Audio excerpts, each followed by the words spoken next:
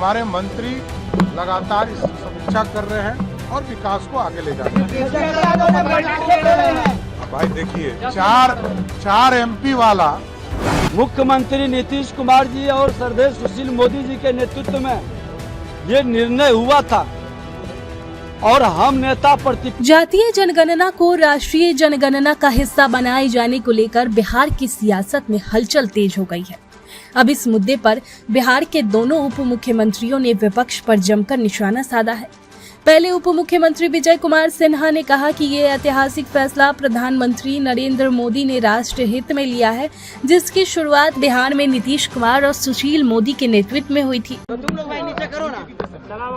देश के प्रधानमंत्री नरेंद्र मोदी जी राष्ट्र के हित में जो निर्णय लिए हैं, बिहार में भी हम लोगों ने जब सत्ता में थे उसी समय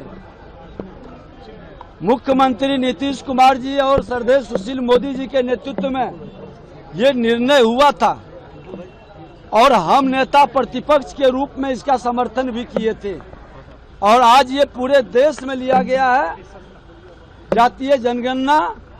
और ये इन लोगों के हाथ में जो राजनीति का तोता था वो उड़ गया, बौखला गए हैं, परेशान हैं। अब कई रूप बदल करके इनकी कई भाषा भी निकलेंगे, लेकिन राष्ट्र के हित में, उसके विकास के हित में, आने वाले भावी पीढ़ी के उत्थान के लिए प्रधानमंत्री ने निर्णय लिया है।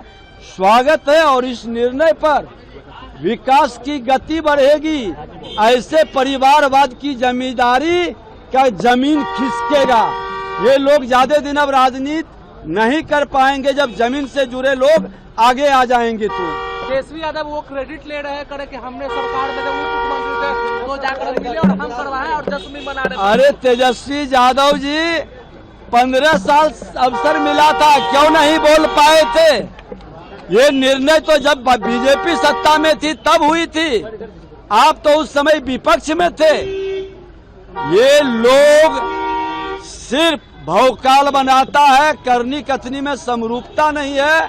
भारतीय जनता पार्टी आज लोगों के हित में आरक्षण भी दिया, लोगों को रोजगार उत्थान का अवसर भी भाजपा ही देगी। राहुल गांधी वो ट्वीट कर कहा था कि मैंने कहा था ना मोदी जी को कि करवा कर रहेंगे जाति जनगणना।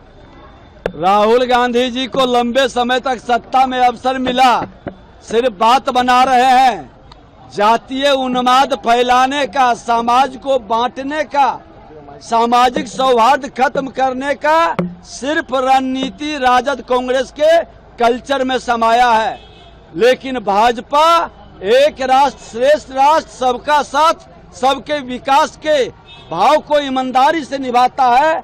और इन्होंने देखा कि इनके गंदे मानसिकता सिर्फ सामाजिक ताना बाना को तोड़ने के लिए है, विकास के लिए नहीं।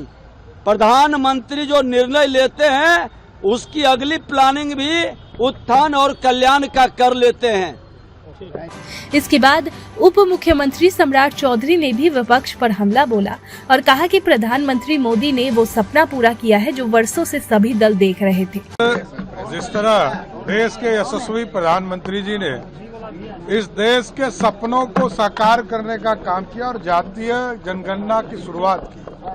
हमारे प्रभारी मंत्री, सभी जो 21 मंत्री हैं, सभी जिले में जाकर इसके प्रेस कॉन्फ्रेंस भी करेंगे और इस देश में जितने लोग हैं, चाहे वो कांग्रेस पार्टी की सोनिया गांधी जी हो, राहुल गांधी जी हो, लालू प्रसाद जी हो और हम लोगों के मुख्यमंत्री आदरणीय नीतीश कुमार जी हो, सबके सपनों को पूरा करने का काम जातीय जनगणना करके आदरणीय प्रधानमंत्री जी ने किया है। और बिहार के विकास में हम क्या योगदान कर सकते हैं, हमारे मंत्री लगातार इस समीक्षा कर रहे हैं और विकास को आगे ले जा रहे हैं। अब भाई देखिए, चार एमपी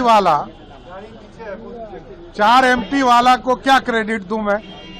लोकतंत्र में जनमत होता है, सरकार होता है। प्रधानमंत्री कौन है? देश के यशस्वी प्रधानमंत्री नरेंद्र मोदी हैं। कैबिनेट से पास किसने किया? नरेंद्र मोदी की सरकार। क्योंकि राजद को काम करने का तरीका पता नहीं है। उनको लगता है कि सब जमीन हमारा ही है, हम ही हड़प ले। जैसे लालू जी ने कहा कि हम तो 1995-96 में यूनाइटेड फ्रंट की सरकार ने इसको पारित किया था, तो 1995-96 में पारित हुआ तो आज तक लागू क्यों नहीं हुआ? 10 साल तक केंद्र में लालू जी के समर्थन से सरकार थी। लालू जी बताए तो इसके लिए अपराधी कौन है?